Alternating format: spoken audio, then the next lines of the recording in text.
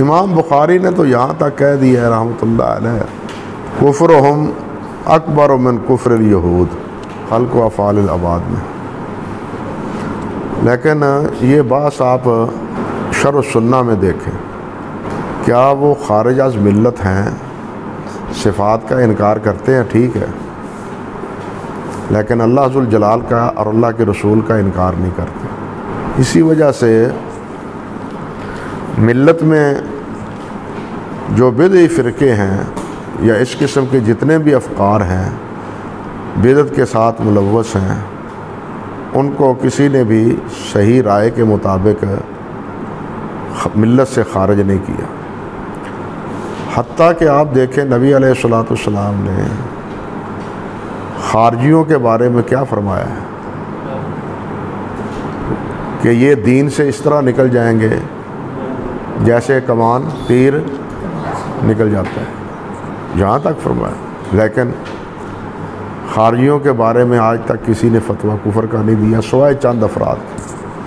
حتیٰ کہ حضرت علی نے بھی ان سے پوچھا گیا کہ یہ کافر ہیں، مشرک کافر ہیں، تو فرمانے لگے کفر سے تو یہ بھاگے ہیں، خود کفر سے اپنی غلط فہمی کے نتیجے میں تو بھاگے ہیں نہیں، بلکہ یہ کیا ہیں، یہ باغی ہیں اور ہمارے اوپر ہمارے خلاف انہوں نے بغاوت کی۔ حضرت علی رضی اللہ تعالیٰ عنہ جن کے وہ مد مقابل تھے اور ان کے در پہ آزار ہی نہیں در شہید کرنے پر تلے ہوئے تھے، اور بالآخر انہی کے ہاتھوں حضرت علی رضی اللہ تعالیٰ عنہ شہید ہوئے، تو حضرت علی بھی ان کو کافر نہیں کہتے تھے۔ نبی علیہ الصلوۃ والسلام کی اتنی احادیث ہونے کے باوجود انہی خارجیوں کے بارے میں، بلکہ نبی علیہ الصلوۃ والسلام نے ہی فرمایا تھا، وہ جس آدمی نے کہا تھا اے دل یا محمد صلی اللہ علیہ وسلم، اس کو صحابہ نے قتل کرنا چاہا تھا تو نبی صلی اللہ علیہ وسلم نے روک دیا تھا، اور پھر فرمایا کہ اس کی نسل سے ایک گروہ پیدا ہوگا۔ کہتے ہیں کہ خارجی اصل میں اسی کی نسل سے، یہ بھی علماء نے لکھا ہے، خارجی اسی کی نسل سے۔ تو اس لیے پھر دیکھیے اس وقت یہی مامون، معتصم، واثق، زیادہ تو یہ ان تین کے دور میں یہ فتنہ زیادہ رہا ہے نا، لیکن عیدین اور جمعہ یہ امام احمد ہوں یا دوسرے ائمہ کرام ہوں وہ ان کے پیچھے پڑتے تھے، ان کے پیچھے پڑتے تھے۔ حتیٰ کہ امام احمد بن معتصم فوت ہوا تو امام احمد نے اس کے لیے بخشش کی دعا بھی کی، فرمایا معتصم نے تو آپ کا ٹیا پانچا کر دیا۔ تو انہوں نے فرمایا اصل میں معتصم برا نہیں تھا، اس کو برا کرنے والے اور تھے،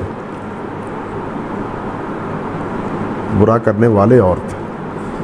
ان کے پیچھے بشر مریسی تھا، دواد تھا، دواد، کئی جگہ لکھتے ہیں داود، غلط ہے، دواد اور بشر مریسی، یہ لوگ تھے جو اس کے میمنہ میسرہ تھے۔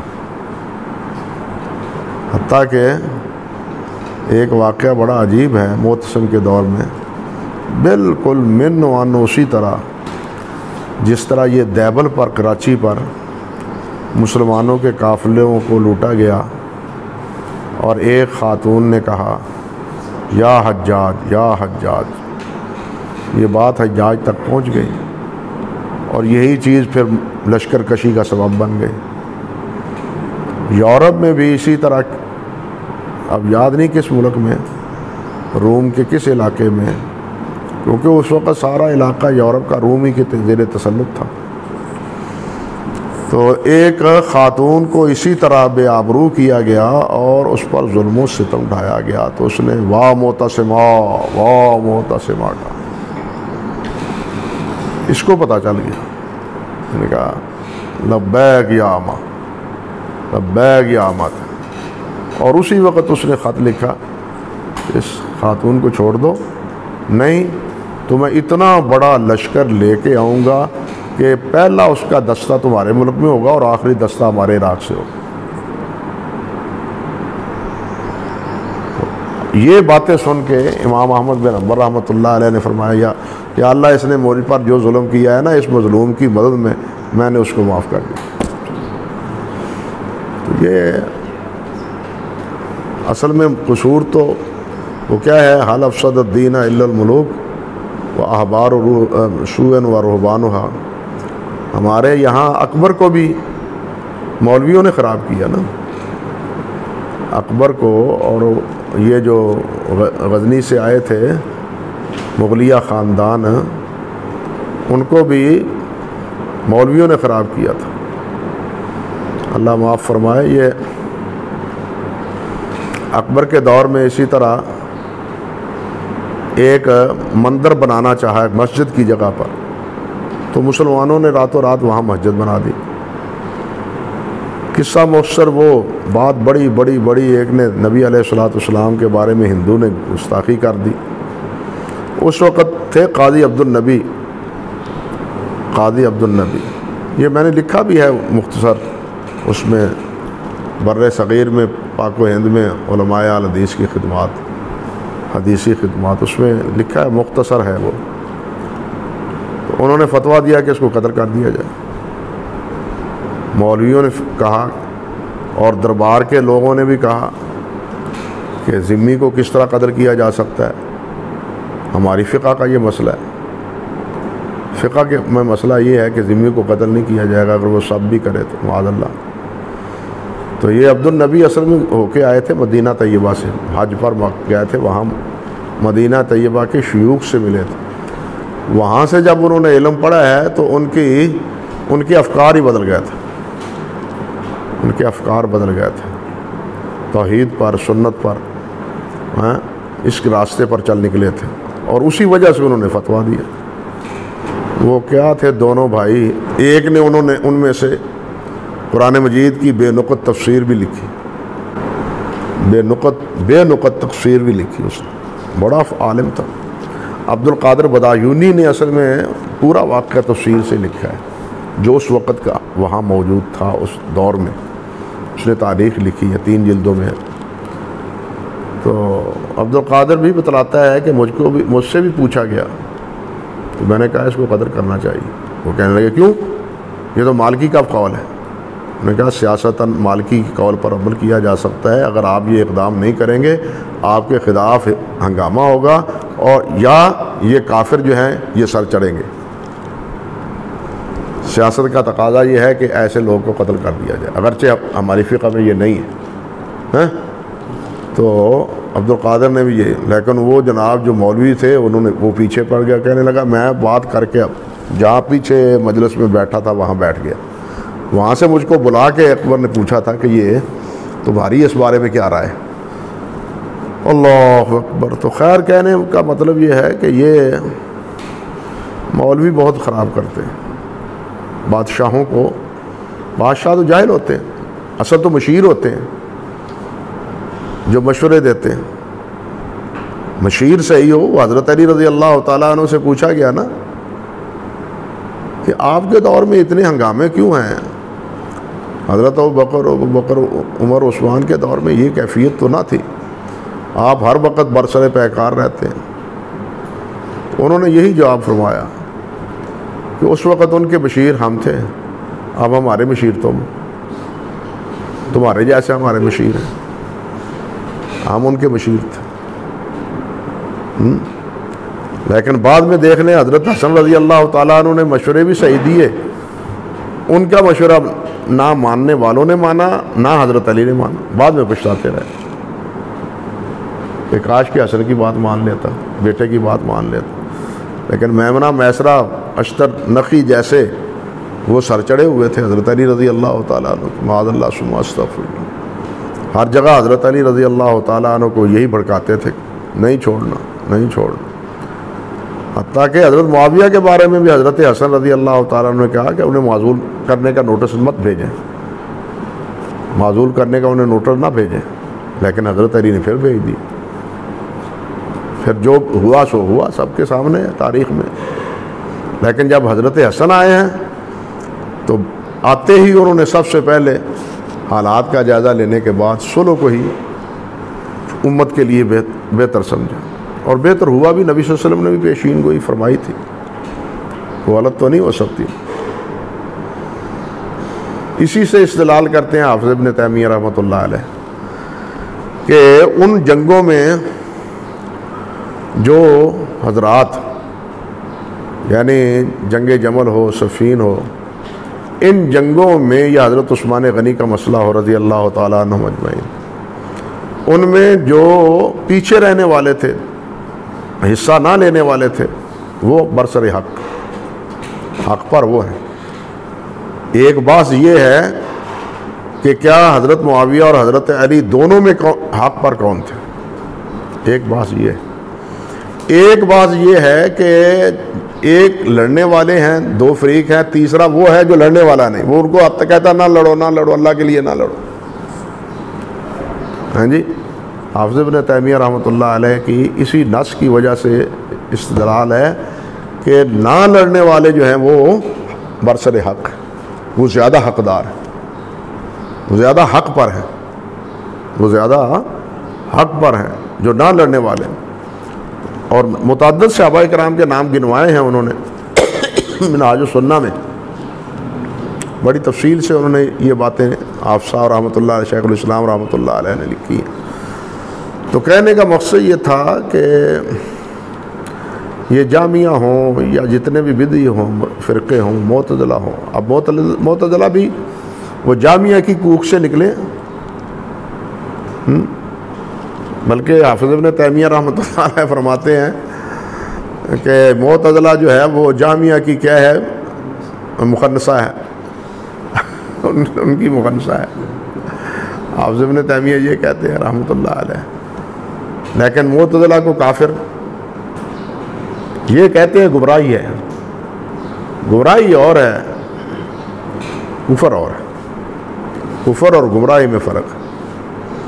اس لیے کلمہ گو جو پڑھنے والا ہے نا، حافظ ابن تیمیہ پھر یہی کہتے ہیں کہ کلمہ پڑھنے والا، نبی صلی اللہ علیہ وسلم کو رسول ماننے والا اور اپنے فکر کے مطابق اللہ کو راضی کرنے کی کوشش کرنے والا، وہ اگرچہ گمراہ ہے، بدعتی ہے، فاسق ہے، لیکن ہم اس کو کافر نہیں کہہ سکتے، کیونکہ وہ کلمہ پڑھتا ہے، نماز بھی پڑھتا ہے، روزے بھی رکھتا ہے، اللہ اللہ بھی کرتا ہے۔ تو ہم جس طرح وہ منکر ہے اس کے برابر اس کو کس طرح رکھیں؟ بھائی کافر بھی تو برابر نہیں ہے نا۔ کیا خیال ہے؟ کافر سارے جو جتنے کافر ہیں وہ سب برابر ہیں؟ کافر سارے وہ برابر نہیں۔ ابو جہل کا کفر اور ہے، ابو لہب کا کفر اور ہے، ابو طالب کا کفر اور ہے۔ سمجھے؟ یہ موٹی سی بات ہے۔ یعنی اس دور کے کافر جو نبی علیہ الصلوۃ والسلام کو، حضرت ابوبکر صدیق کو لائے تھے اپنی حفاظت میں، وہ ان کا کفر اور تھا، ان کی کیفیت اور تھی۔ حتیٰ کہ ابو سفیان کے بارے میں آتا ہے، تاریخ والوں نے لکھا ہے کہ نبی علیہ الصلوۃ والسلام کو جب کبھی اس طرح بہت تنگ کیا جاتا تو نبی صلی اللہ علیہ وسلم ابو سفیان کے گھر چلے جاتے، اور کہتے ہیں کہ اسی بات کا نتیجہ تھا کہ فتح مکہ کے وقت آپ نے فرمایا کہ جو ابو سفیان کے گھر چلے جائے اس کو امن دو۔ یہ اس کا صلہ تھا۔ بعض مورخین نے لکھا ہے کہ یہ اس کا صلہ تھا۔ ٹھیک ہے، ابو سفیان جنگ احد میں سربراہی کرتا ہوا آیا، لیکن اس کا کفر، وہ ابو لہب ہے تو اسی کا بھائی نا، اسی کے عزیز و اقارب قریشی ہیں نا، لیکن وہ نہیں درجہ۔ ابو لہب جتنا مردود تھا، یعنی اتنا مردود کہ ابو جہل کو نبی علیہ الصلوۃ والسلام نے فرعون و حاضر الامہ فرمایا بھی، لیکن اللہ نے مذمت ابو لہب کے نام سے کی۔ وہ اتنا بد نصیب، اتنا بد نصیب۔ مشرک کہہ سکتے جو شرک کرتے ہیں کلمہ پڑھنے کے بعد؟ ہاں، جو مشرک ہے وہ کافر ہے۔ کلمہ پڑھتے ہیں، یہ آپ صحیح بخاری کتاب الایمان پڑھے ہیں، امام بخاری فرماتے ہیں کہ جو شرک کرتا ہے وہ کفر کرتا ہے، کیونکہ شرک کرنے والا تو ایمان سے، اس کے ایمان کا فائدہ نہیں ہے۔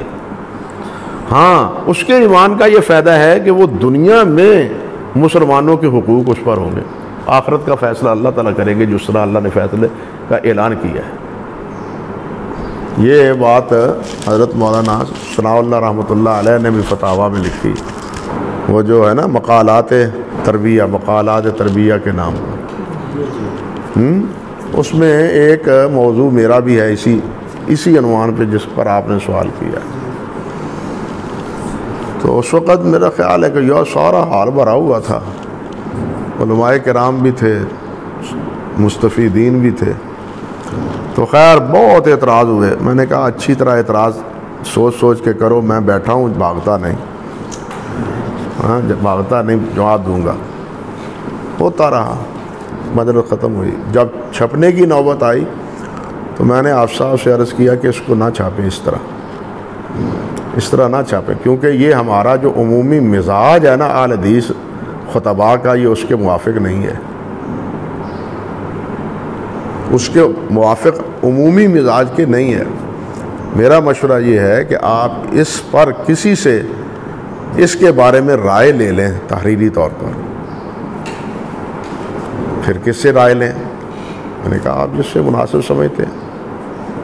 آپ ثناء اللہ صاحب ہیں، مولانا حافظ عبدالرشید اظہر صاحب ہیں، یہ حضرات، تو آپ صاحب نے پھر اظہر صاحب کا نام منتخب کیا، پھر ان کو بھیجا سارا، پھر انہوں نے میری بھرپور تائید کی اس مقدمے میں کہ جو کچھ موقف اختیار کیا ہے بالکل صحیح ہے، فتوے کے اعتبار سے اور علمی اعتبار سے، کیونکہ یہ چیزیں جذبات سے حل ہونے والی نہیں ہیں، نہ اس کا نتیجہ نکلتا ہے۔ ہم تو یہ کہتے ہیں کہ فلاں یہ ہے، وہ کافر ہے، اگر کوئی ان کو کافر نہ کہے تو وہ بھی کافر، چلو بات ختم۔ تو یہ باتیں بہت پھونک کے نبی علیہ السلام نے جس طرح فرمایا، اگر کسی کو کوئی کافر کہتا ہے، لعنت بھیجتا ہے، وہ اگر اس کا مستحق نہیں ہے تو یہ اس پر لوٹ آتی ہے۔ کتنا خطرناک مسئلہ، بہت خطرناک مسئلہ ہے۔ اس میں بڑے چھانٹ پھونک کے، بالخصوص نام، آپ یہ کہہ سکتے ہیں یہ عمل کفر ہے، یہ عمل بدعت ہے، ایسا کرنا شرک ہے، یہ کہہ سکتے، تم مشرک ہو، تم کافر ہو، یہ نہیں کہنا چاہتے۔ نامزد کر کے تم جیسے ہو، تم، کیوں؟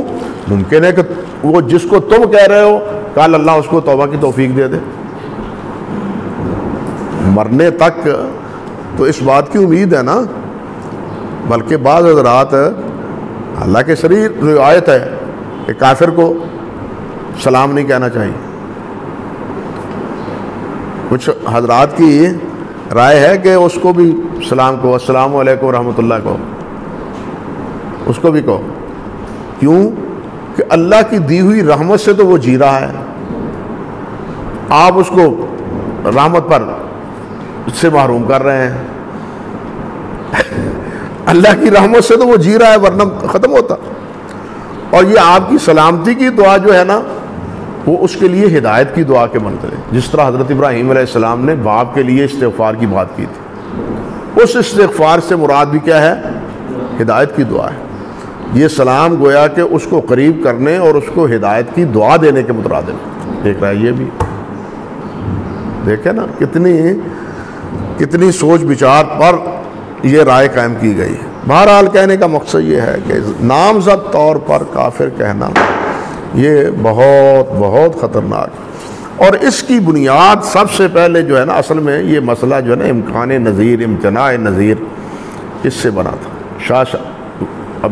شاہ اسماعیل شہید رحمۃ اللہ علیہ نے یہ جو تقویت الایمان میں فرمایا ہے کہ اللہ ذوالجلال والاکرام چاہے تو جناب نبی علیہ السلام جیسے ہزاروں پیدا کر دے، یہ کر دے، وہ اس قسم کی عبارت ہے۔ تو اس پر بریلوی حضرات نے اور فضل حق بدایونی نے، عبدالحق فضل امام نے، امام شاہ صاحب رحمۃ اللہ علیہ پر کفر کا فتویٰ لگایا۔ کیوں؟ کہتے ہیں کہ اس کا مطلب یہ ہے کہ نبی علیہ السلام ختم نبوت، آپ خاتم النبیین ہیں۔ اللہ تعالیٰ کی قدرت بالکل درست ہے، لیکن جو چیز محال ہے وہ اللہ تعالیٰ کے فعل سے بھی محال ہے، اللہ تعالیٰ وہ نہیں کریں گے۔ اللہ اپنے وعدے سے خلف نہیں کر سکتے، وعید سے خلف ہو سکتا ہے، وعید سے خلف ہو سکتا ہے، وعدے سے نہیں ہو سکتا. ہاں خلف، کیونکہ وعدے سے خلف تو اختلاف تو وہ کرے جو پورا نہ کر سکے، جو پورا کرنے کی وعدہ پورا کرنے کی قدرت نہ رکھے، اس پر استطاعت نہ ہو. حالانکہ یہ ساری کمزوریاں اللہ تعالیٰ ان کمزوریوں سے پاک ہے. انسان ہے جو وعدہ پورا نہیں کر سکتا، بسا اوقات وہ کچھ بھی نہیں کر پاتا. اس لیے انسان تو وعدہ خلافی کر لیتا ہے اپنی عدم قدرت کی بنا پر، لیکن اللہ سبحانہ و تعالیٰ تو قادر مطلق ہے، اس لیے وہ وعدہ پورا بصورت کرتا ہے، وعدے کی خلاف ورزی نہیں کرتا. لیکن ایک ہے وعید. وعید کے بارے میں خود اللہ تعالیٰ نے فرمایا سبقت رحمتی من غضبی.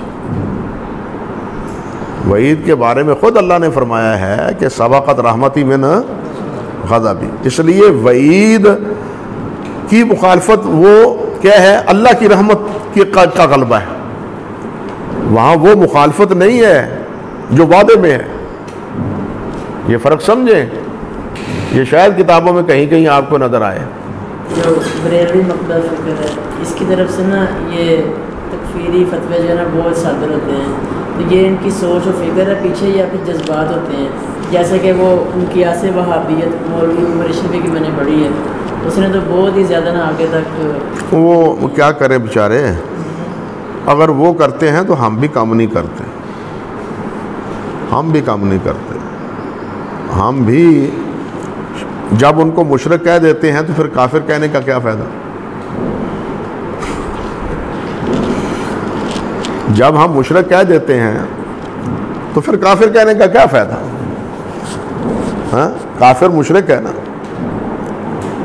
ہاں ہر کافر مشرک نہیں ہے، ہر مشرک کافر ہے. کافر ضروری نہیں ہے کہ وہ شرک کرے، کافر ہے کفر کرتا ہے، اللہ تعالیٰ کا انکار کرتا ہے، اللہ کے رسول کا انکار، بلکہ اللہ کے رسول کے ماننے سے کفر لازم آتا ہے. کافر رسول کو نہ ماننے سے قرار پاتا ہے. یہودی انبیاء کے قائل تھے نا، وہ کافر ہے نا، اللہ نے کافر کہا ہے نا، حالانکہ وہ اللہ کو بھی مانتے تھے، رسولوں کو بھی مانتے تھے. اب رسول کو نہیں مانا، کافر ہو گئے. کفر اور شرک میں یہ فرق، تھوڑا سا فرق ہے. اور شرک جو ہے وہ کفر ہے. جب آپ نے ان کو مشرک کہہ دیا تو پھر کافر کہنے کی ضرورت نہ رہی. یہی فتویٰ کافی ہے ان کے لیے. وہ آپ کو کافر کہتے ہیں، کیوں کہتے ہیں؟ گستاخی رسول کفر ہے. وہ کیوں کہتے ہیں؟ گستاخی رسول کفر ہے. ان کے نزدیک عالم غیب نہ ماننے والا، حاضر ناظر نہ ماننے والا، نور نہ ماننے والا، اختیارات نہ ماننے والا کافر، توہین کرتا ہے نبی صلی اللہ علیہ وسلم کی. اس لیے ان کے نزدیک توہین کی وجہ سے تم کافر. اعوذ باللہ من الشیطان الرجیم. وہ حافظ ابن حجر نے صحیح کہا ہے، پیچھے آپ نے پڑھا ہے نا غالباً، شاید آگے آئے گی بدعت کی بات، کہ اگر یہ مان لے تو دنیا میں کوئی بھی مسلمان نہیں ہے، کوئی بھی مسلمان نہیں. ہر فرقہ دوسرے فرقے کے بارے میں کفر کا فتویٰ لگا رہا ہے. ہر فرقہ دوسرے کے بارے میں کفر کا فتویٰ لگا رہا ہے. اگر یہی معیار رکھا جائے تو وہ کہتے ہیں کہ کوئی بھی مسلمان نہیں ہے، کوئی بھی پھر عادل نہیں ہے. مسلمان نہیں ہے تو عادل نہیں ہے، عدالت نہیں ہے تو پھر آپ کا روایتی سلسلہ ہی ختم ہے. سمجھے نا؟ اس لیے یہ بات بڑی نازک ہے.